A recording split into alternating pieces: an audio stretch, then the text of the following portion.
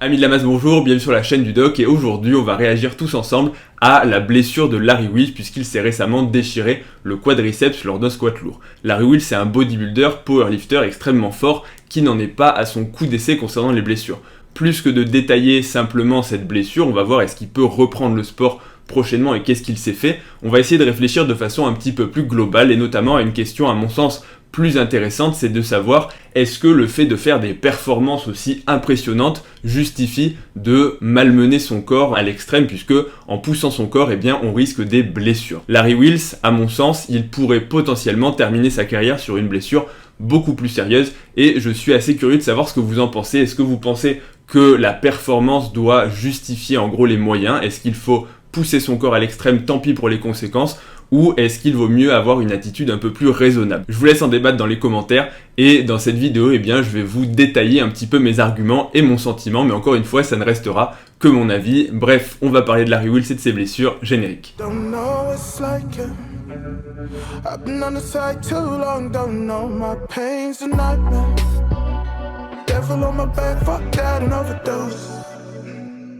Bon, Larry Wheels, il n'est plus à présenter, je pense que vous le connaissez, c'est un petit peu le phénomène du moment, puisque c'est un bodybuilder, il a un physique impressionnant, il est relativement sec et malgré tout, il fait des performances incroyables. On l'a vu, il touche à tout, le soulevé de terre, le squat, le développé couché, bref, il a des performances incroyables.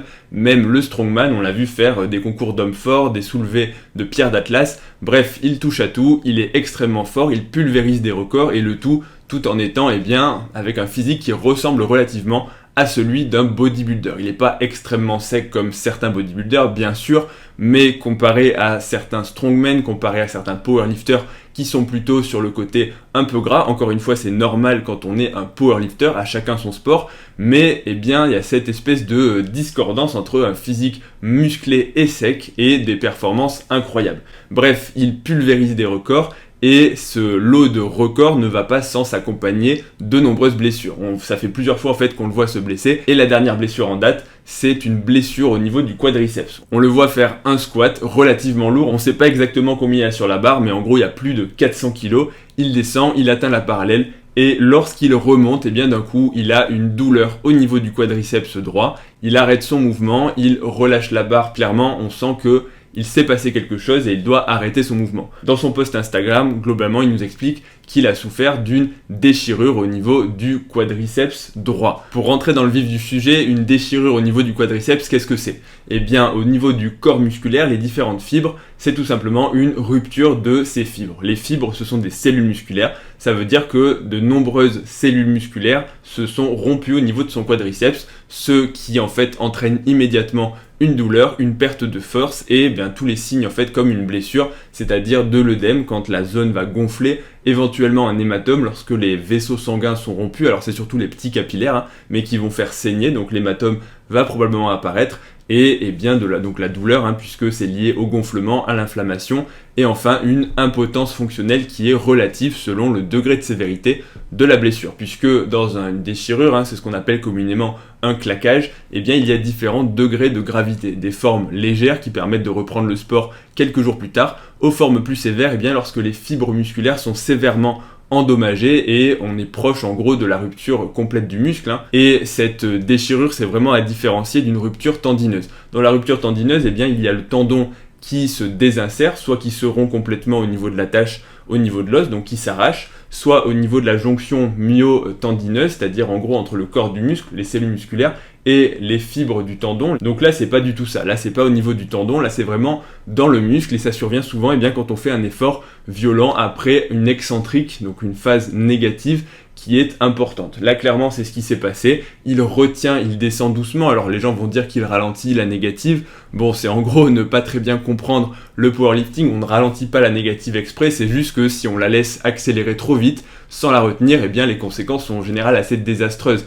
Si vous ne retenez pas la barre, eh bien vous vous faites emporter par elle. Donc il ne retient pas la négative, mais en tout cas il la stabilise pour pouvoir ensuite la remonter de façon sécure. Sauf que, eh bien, le souci, c'est qu'avec des charges extrêmement lourdes, les fibres musculaires, donc de ces quadriceps, mais aussi de tous ces muscles, sont fortement sous tension et donc développent une tension très importante. Et quand d'un seul coup c'est la remontée, il faut produire une force concentrique qui va cette fois-ci, lorsque les tensions sont trop importantes, eh bien, pouvoir créer des dégâts au niveau du muscle. Donc là, c'est clairement ce qui s'est passé quand il commence à remonter. Eh bien clairement, on voit qu'il s'arrête parce qu'il a senti qu'il avait une déchirure. Enfin, une déchirure, je pense qu'il ne le savait pas sur le moment, mais en tout cas, une douleur. Et quand il s'est arrêté, il s'est dit, voilà, ça y est, je me suis blessé. Donc, ce genre de déchirure, ce sont des blessures, on va dire, qui ne sont pas forcément extrêmement sérieuses. Comme je vous l'ai dit, il y a différents degrés de gravité, des formes légères, où il y a seulement quelques cellules musculaires, quelques fibres qui sont touchées, auquel cas, eh bien, une fois que la douleur passe, en fait, ça met quelques jours à récupérer et on peut reprendre le sport.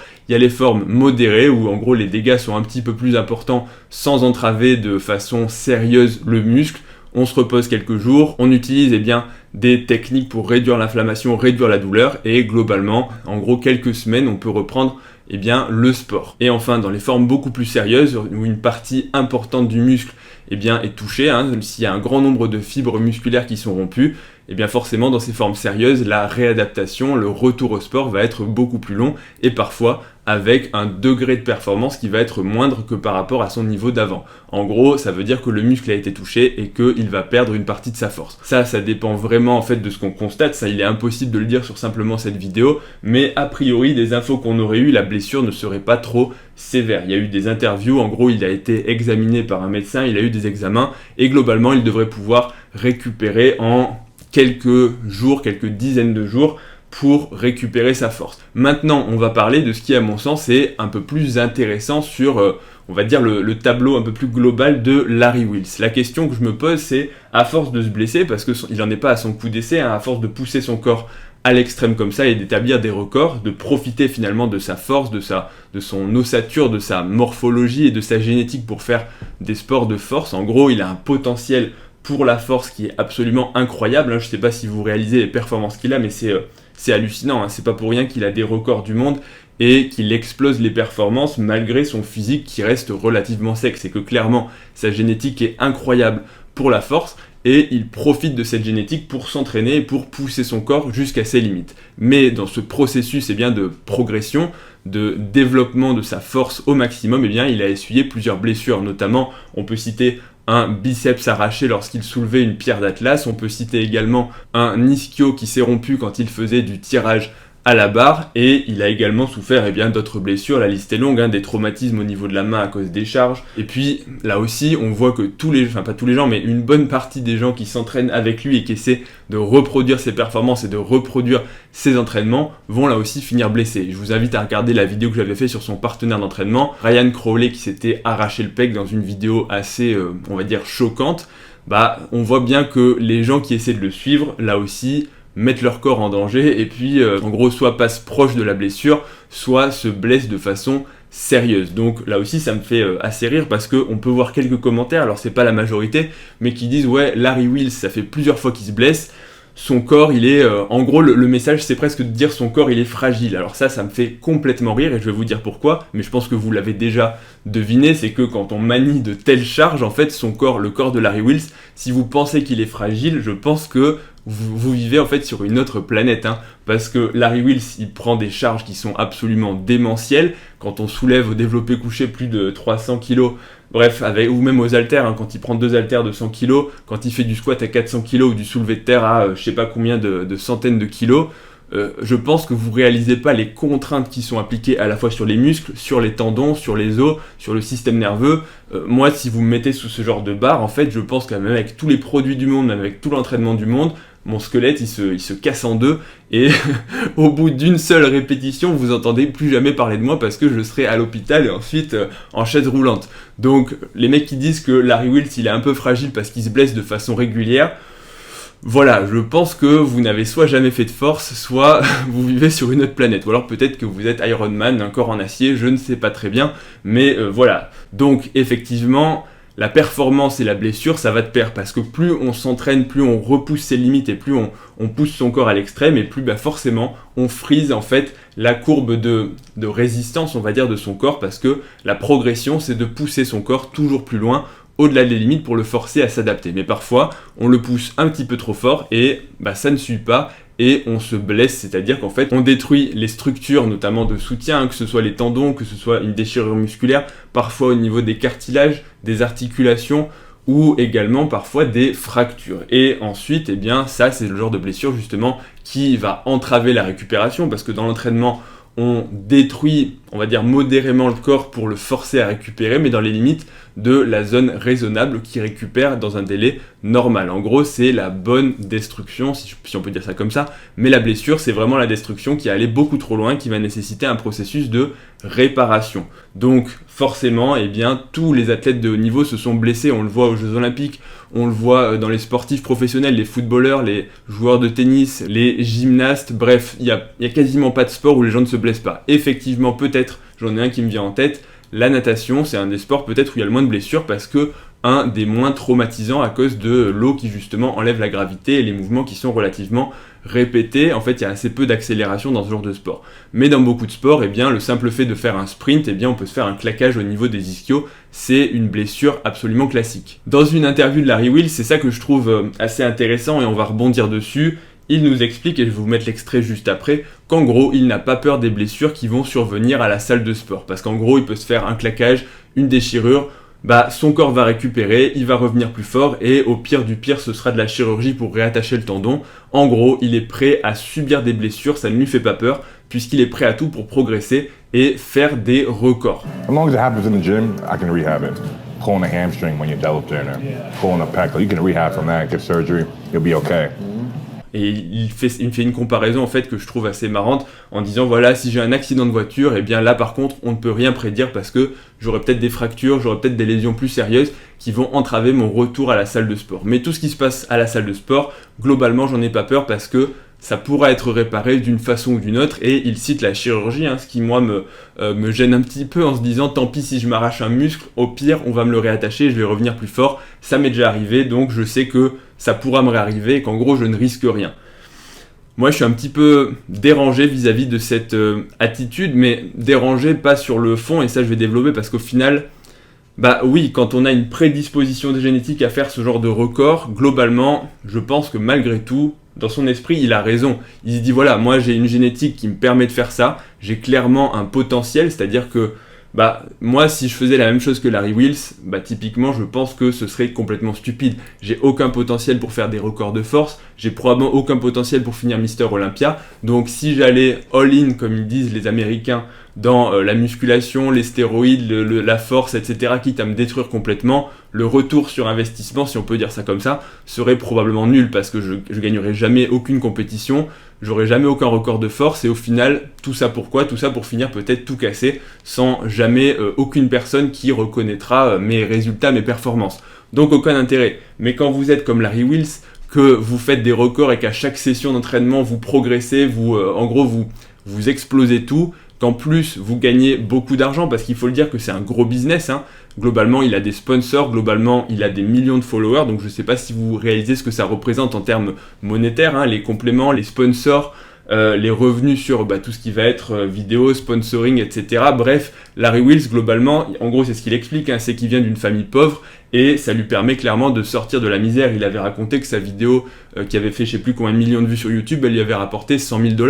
$100 000 pour une vidéo YouTube, c'est incroyable. Je sais pas si vous réalisez ce que ça veut dire, mais globalement, s'il investit bien et si en gros il gère bien son succès actuel, il peut capitaliser là-dessus et globalement vivre ensuite de ce qu'il a fait maintenant. Donc effectivement, Larry Wheels, si il gère bien sa carrière pendant les 5-6 prochaines années, globalement il peut ensuite partir à la retraite un peu à la manière d'un sportif professionnel ou d'un footballeur, pas dans les mêmes proportions bien sûr, mais globalement il peut ensuite prendre sa retraite de sportif, ce qui n'est pas le cas de beaucoup de bodybuilders qui justement n'atteignent jamais ce tel niveau de popularité, et qui ensuite, une fois qu'ils vont se blesser, une fois qu'ils vont ne plus pouvoir faire de compétition, n'auront finalement pas grand chose, et personne ne se rappellera d'eux, et puis finalement ils n'auront plus rien, comme on dit, ils n'auront plus que leurs yeux pour pleurer parce que c'est trop tard et ils n'ont rien capitalisé. Mais Larry Wheels, effectivement, quand on a un tel potentiel, et en plus, encore une fois, de faire des records du monde, je pense qu'en termes de satisfaction, c'est quand même quelque chose. Donc à mon sens, effectivement, ce genre de mindset, ce genre d'état d'esprit peut se comprendre quand on a une telle génétique. Et effectivement, ça peut faire tiquer de se dire le mec est prêt à se détruire pour justement On pourrait trouver ça un petit peu futile, dire ouais pour une forme physique, en gros pour être très musclé, ou alors pour soulever un petit peu plus lourd, mais là on n'est pas simplement dans l'ego lift, le mec qui veut faire le kéké à la salle de sport et soulever lourd devant ses potes. Là on est véritablement devant une carrière, devant un business, et finalement devant quelque chose qui est un métier. Donc à mon sens c'est déjà un peu plus réfléchi que certaines autres personnes. Pareil, je fais le parallèle avec la vidéo précédente sur Ronnie Coleman, qui dit finalement, Ronnie Coleman, je regrette, j'ai abusé de certaines choses et maintenant, voilà, en gros, j'ai poussé mon corps peut-être un petit peu trop loin et on voit dans quel état est Ronnie Coleman maintenant. En chaise roulante, paralysé au niveau des jambes, avec 2 prothèses de hanche sur de l'arthrose assez sévère, et donc ça va être, à mon sens aussi, la partie un peu plus négative de ce tableau. C'est qu'effectivement, on peut tenter le coup, tenter ce genre de choses en se disant voilà, tant pis pour les blessures, je vais y aller à fond, mais il faut quand même se rappeler que les blessures, même si elles surviennent à la salle de sport, peuvent être particulièrement handicapantes et particulièrement graves, notamment si vous faites un arrachement tendineux selon l'étendue des lésions, on a vu plusieurs bodybuilders qui non seulement ont arrêté leur carrière totalement et qu'aucun chirurgien n'a jamais pu réparer, mais aussi qui vont handicaper leur vie de tous les jours. Si vous vous défoncez les tendons des 2 rotules, on pense à Jean-Pierre Fuchs, ensuite la vie c'est finalement c'est plusieurs années de rééducation pour pouvoir remarcher.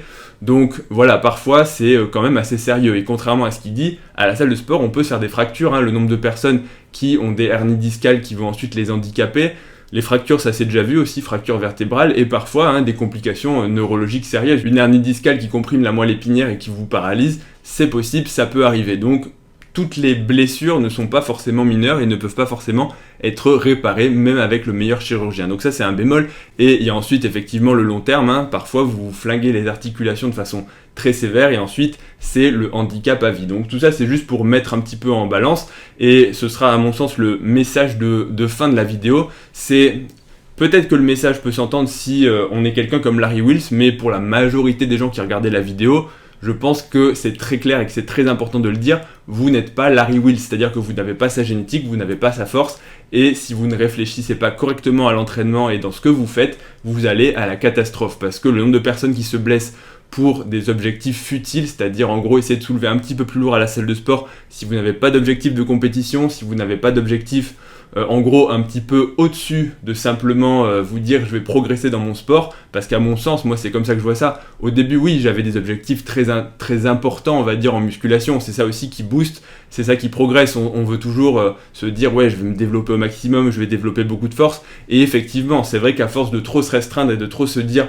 peut-être que je vais me blesser, on fait pas grand chose. C'est probablement pour ça que je pense que je pourrais soulever probablement plus lourd si j'étais prêt à mettre un peu plus de risque dans la plupart de mes mouvements, dans la plupart de mes exercices pour me dépasser un petit peu plus. Mais c'est vrai que moi, de mon côté, comme je n'ai pas ce genre d'ambition, j'ai privilégié une approche un petit peu plus prudente et un peu plus conservatrice, qui pour l'instant, je croise les doigts, marche relativement bien puisque je progresse lentement mais sûrement, probablement je pourrais progresser plus vite, mais surtout, pour l'instant, sans blessure en musculation, en tout cas sans aucune blessure sérieuse.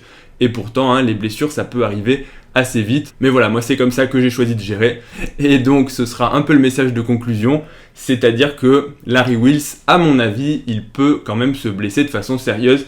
Mais si c'est son choix et que si bien c'est ce qu'il a décidé pour sa carrière, et bien après tout c'est un choix qui est respectable tant qu'il est fait en connaissance de cause et qu'il aura permis d'avoir, si on peut dire ça comme ça, un retour sur investissement. Mais c'est quelque chose clairement qui va se débattre et qui va en fait dépendre un petit peu de votre état d'esprit. Et moi je suis curieux de savoir, encore une fois, quel est votre sentiment vis-à-vis de Larry Wheels. Est-ce que vous seriez prêt à tout sacrifier? Est-ce que vous avez plutôt une approche conservatrice, on va dire, comme la mienne, quitte à minimiser un petit peu ses performances à la salle de sport, pour en gros progresser plus sur du long terme, ou si vous êtes un petit peu plus casse-cou à faire des performances. Et je pense que toutes les opinions se valent du moment qu'elles sont réfléchies et qu'en gros on a une stratégie. Bref, j'espère que cette vidéo vous aura plu, j'espère que Larry Wheels bien sûr va récupérer vite et qu'il va nous montrer d'autres performances, parce que il faut pas se cacher, on n'attend que ça, de le voir performer. Si la vidéo vous a plu, comme toujours, n'hésitez pas à mettre un pouce bleu et à vous abonner à la chaîne.